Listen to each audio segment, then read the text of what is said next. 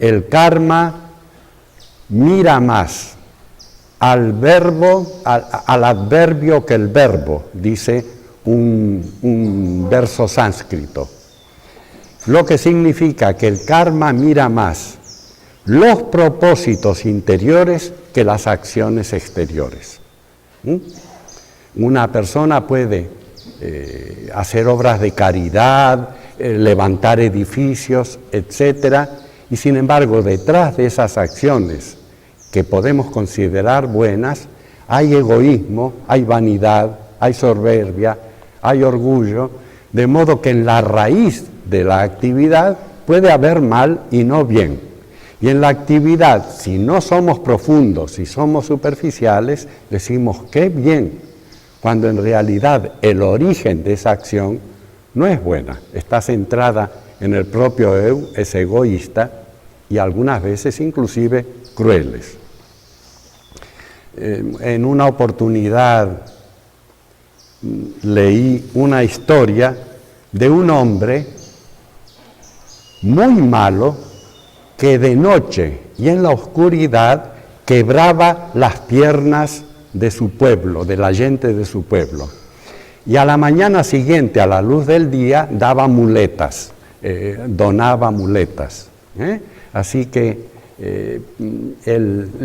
la gente veía que era un benefactor y que ayudaba a los que habían ficado en mala posición, pero en realidad él era quien quebraba las piernas después de lo cual él daba los aparellos para poder caminar y era considerado un benefactor. Este cuento nos dice algo de lo que ya se trató en los equipos. Bueno, otra cosa que se trató en los equipos, la pregunta de si dejamos de hacer el mal, ¿somos necesariamente buenos?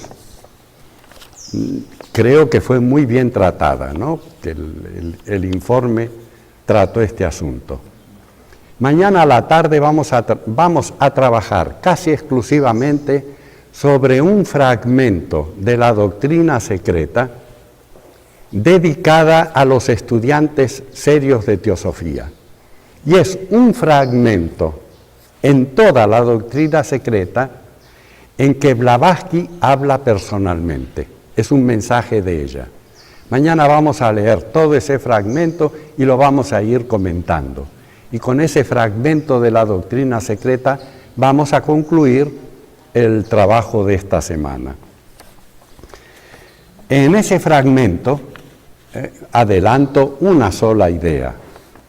Ella dice que si nosotros, los teósofos, no nos hemos inmortalizado en el mal, tampoco nos hemos inmortalizado en el bien, que es a lo que vamos. Por eso se dicen en una cantidad de libros que el bien y el mal son eternos, que el bien y el mal son para siempre durante un manvantara. Ella trata de este asunto y da un mensaje a los estudiantes serios de teosofía. Hay que ser activos en el bien. Dejar de hacer el mal no significa, como se ha dicho, de que seamos buenos. Inclusive, a veces, la apariencia del bien no es un verdadero bien. El verdadero bien estaría, esto es algo que puede ser modificado, que no tiene por qué ser aceptado. El verdadero bien estaría en un estado de conciencia, de unidad, ¿sí? Lo que en ocultismo se llama unidad, en la literatura común de la historia humana se llama amor. La palabra amor no aparece tanto en los textos esotéricos, aparece unidad. En todo caso, como el amor es una fuerza que une, mientras que el odio es una fuerza que separa, utilizar la palabra unidad puede ser sustituida por la palabra amor. Pero la palabra unidad tiene en la filosofía esotérica una connotación metafísica, mientras que la palabra amor puede ser interpretada de diversas maneras por el lector, por el estudiante. El amor va desde el amor físico, pasando por el amor sexual, por el amor personal, etc. Y cuando hablamos de unidad espiritual no nos referimos a eso. Por eso se prefiere la palabra unidad. La palabra amor, la palabra libertad, democracia y otras palabras son de uso cotidiano en la sociedad humana. Y como dice un Jataka, una de las escrituras budistas, cuando una cosa muy blanca la tocamos mucho y continuamente la estamos manoseando, primero queda gris y después queda oscura, la ensuciamos. Y con la palabra amor, con la palabra libertad, democracia y otras, igualdad y otras palabras, ha habido un manoseo tan extraordinario que ya no sabemos muy bien qué es lo que significa. Krishnamurti nos fala que gostamos de ser prisioneiros de posses, de pessoas, inclusive de ideias. Então, a pergunta que eu faço é exatamente como não deixar que a teosofia ou esse corpo de doutrina se torne, como se diz, um perro leva as suas pulgas juntas, ou seja, não é simplesmente uma mudança intelectual, é uma coisa muito mais profunda. ¿Y la pregunta cuál es? Para que o senhor fale sobre isso? Ah, sobre eso. Porque a identificação, se o problema fosse só em Manas, Manas se deixaria de identificar com o inferior, se identificaria com o superior, mas de uma forma simplesmente intelectual.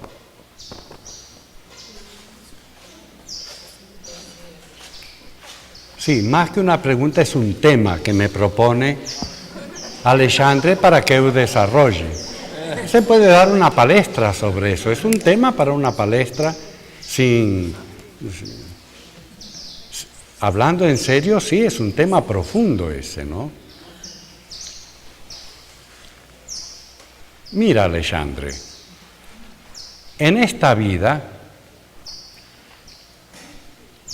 nosotros estamos constituidos, además de la presencia del ego que nos merecemos, no hay más presencia del ego que las que nos merecemos, que la que nosotros hemos cultivado en vidas anteriores. Además de la presencia del ego, que es luz, que es verdad, nosotros estamos constituidos por las corrientes de vida que los budistas llaman skandhas. La palabra skandhas es utilizada en la literatura teosófica, es una palabra de la religión budista, pero que también la usan los hinduistas. En el sistema del budismo, Buda utilizó mucho esa palabra. Y dice que cada vez que tenemos un deseo, una fantasía, un pensamiento, una volición, emanamos vida correspondiente a ese tipo de deseo, de fantasía, esa corriente de energía va al mundo psíquico y es captada por unas criaturas de la naturaleza que llamamos elementales.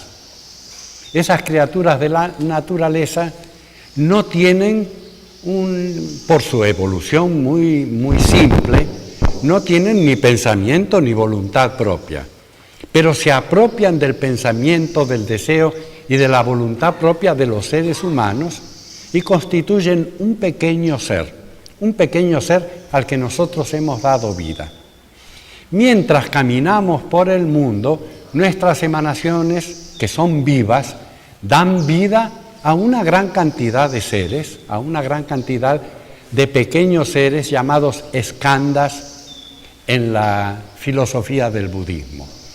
Es decir que cada uno de nos va creando, mientras vive, una corriente de skandhas. Esos skandhas pueden ser puramente psíquicos o psíquicos e intelectuales. Si soy avaro, si soy orgulloso, si soy muy sensual, hay una corriente de pensamiento y deseo que crea una cosa viva. estamos rodeados de una nube de nuestros eskandas.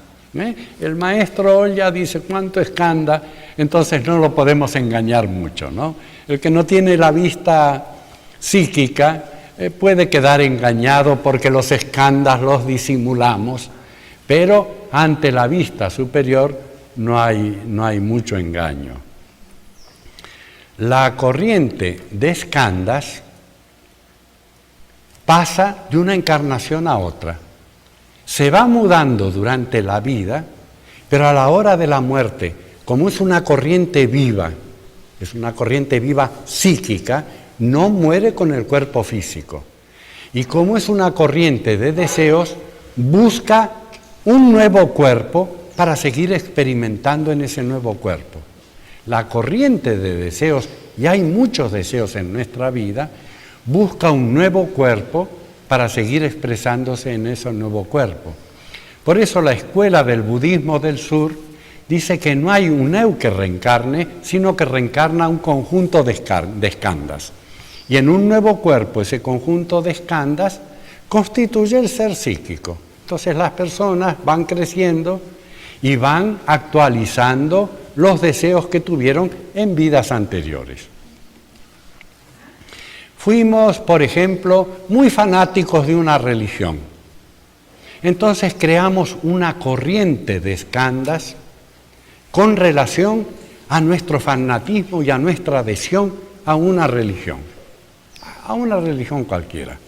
Vamos a suponer que esa religión dice: cuando usted se levanta de dormir, tiene que rezar de tal manera, tiene que darse un baño de tal manera, tiene que hacer un ritual de tal modo, y cuando empieza su vida diaria, tiene que vestirse de tal manera.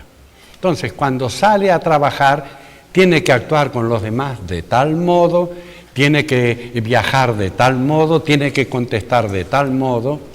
En la religión Jaina dice: usted tiene que sentar 5 veces al día solamente, tiene que hablar en todas las horas del día 1 hora solamente, y después, aunque le pregunten, usted debe permanecer en silencio. Hay regulaciones. La religión hindú dice cómo se debe cocinar, cómo se debe comer. La religión judía dice que para cocinar carne hay que utilizar una olla, y para cocinar lácteos hay que utilizar otra olla, y que tenemos que vivir de tal modo, y a los 5 años hay que hacer una ceremonia, y después a los 10 años hay que hacer otra ceremonia. La persona muy apegada a la letra de la religión sigue eso puntualmente, y si alguno no sigue eso puntualmente, se le considera hereje, se le considera que está faltando a la religión. Para esa persona, la religión es el conjunto de prácticas que están en libros sagrados y que se deben realizar cada día sin faltar a ellas.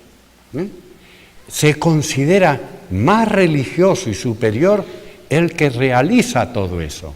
Y esa persona mira con cierta desconfianza y con cierto desprecio al que afloja las prácticas de la religión.